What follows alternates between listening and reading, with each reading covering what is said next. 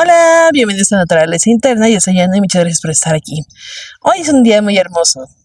Hace mucho calor, pero se escuchan muy hermosos los pajaritos, está muy tranquilo todo. Ayer llovió muy fuerte, entonces se ve como que todo más verdecito. La verdad es que es un espectacular día.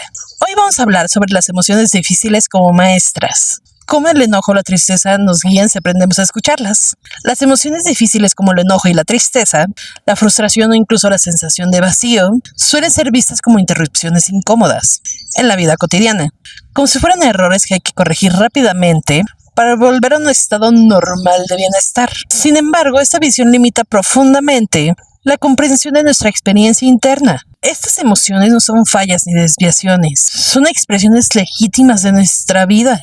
Señales complejas que emergen de lo más profundo de nuestro ser, de nuestra historia, nuestros valores, nuestras heridas, nuestras necesidades. Cuando aprendemos a escucharlas con atención, sin prisa por silenciarlas, se transforman en maestras exigentes pero profundamente reveladoras. Para entender esto, primero hay que cuestionar la idea de que la felicidad constante es el objetivo del ser humano. La vida emocional no está diseñada para permanecer en equilibrio constante. Es dinámica, cambiante, a veces contradictoria. Pretender eliminar las emociones difíciles es como querer eliminar el dolor físico por completo.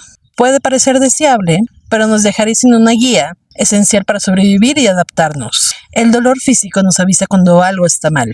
El dolor emocional cumple una función similar. El enojo, por ejemplo, es una emoción que contiene energía intensa, casi eléctrica. Muchas personas le temen porque la asocian como pérdida de control o con daño hacia otros. Pero el enojo, en su forma más básica, es una respuesta de protección. Aparece cuando percibimos una injusticia, una invasión de nuestros límites o una amenaza a algo que valoramos. Es una emoción que dice, esto no está bien o esto no debería de seguir ocurriendo. El problema no es el enojo en sí, sino la forma en que nos relacionamos con él.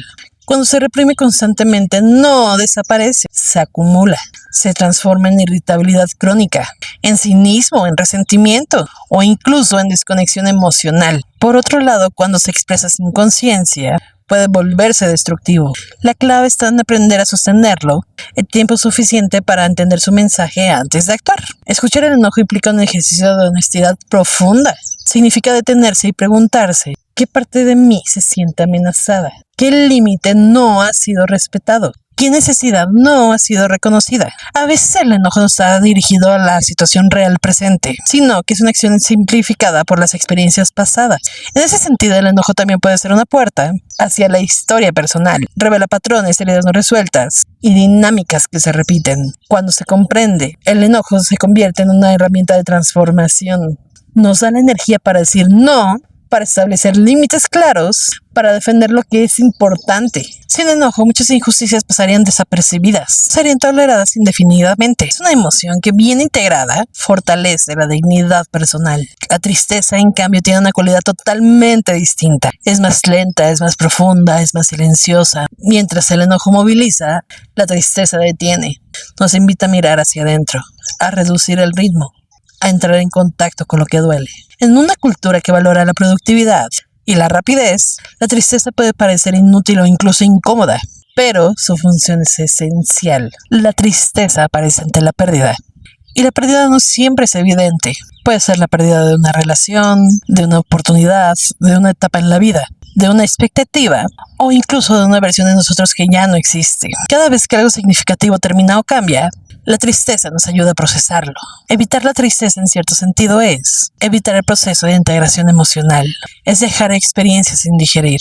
Por eso, cuando la tristeza no se permite, puede reaparecer de formas indirectas. Apatía, falta de motivación, sensación de vacío o desconexión. No desaparece, simplemente cambia de forma. Escuchar la tristeza requiere paciencia. No es una emoción que ofrezca respuestas inmediatas. A menudo lo único que pide es ser sentida. Esto puede resultar frustrante porque no hay una solución, pero en ese proceso de sentir algo, se reorganiza internamente. La tristeza tiene una función de profundidad. Nos conecta con lo que realmente importa, con lo que hemos amado y con lo que valoramos. Además de que la tristeza tiene una dimensión relacional. Nos vuelve más sensible al dolor de otros, más empáticos, más humanos. Es una emoción que, aunque incómoda, amplía nuestra capacidad de comprensión. Si observamos ambas emociones, el enojo y la tristeza, desde esta perspectiva podemos ver que no son opuestas, sino complementarias. El enojo señala lo que necesita cambiar. La tristeza señala lo que necesita ser aceptado. El enojo empuja hacia la acción, la tristeza hacia la reflexión. Juntos ofrecen una guía completa para navegar la experiencia humana. Sin embargo, aprender a escucharlas no es un proceso automático.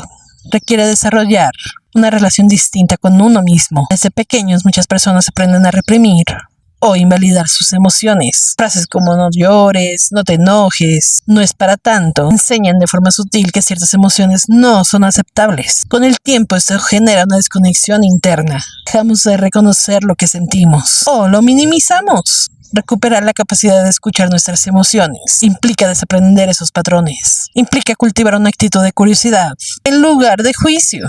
En lugar de preguntarnos por qué soy así, debemos preguntarnos qué está pasando dentro de mí. Este cambio, aunque parece pequeño, transforma completamente la relación con la experiencia emocional. También implica desarrollar tolerancia a la incomodidad. Las emociones difíciles no siempre son agradables y escucharlas pueden generar resistencia. Pero esa incomodidad es parte del proceso.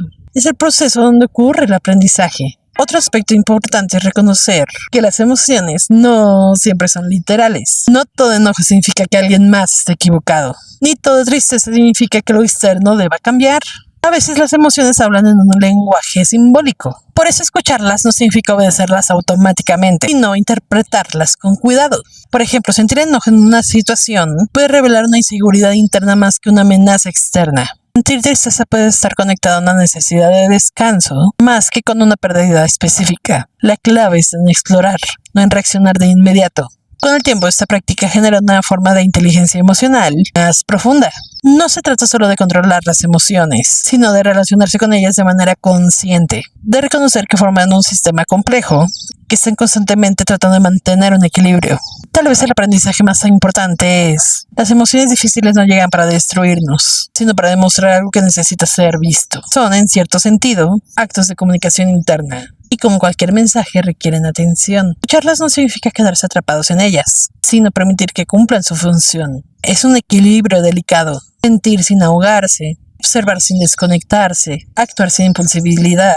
No es un proceso perfecto o lineal. Habrá momentos de confusión, de resistencia, de cansancio, pero incluso eso forma parte del camino. Con el tiempo se desarrolla una confianza distinta, una sensación de que incluso en medio de emociones hay una parte de nosotros que puede sostener la experiencia, que puede aprender de ella.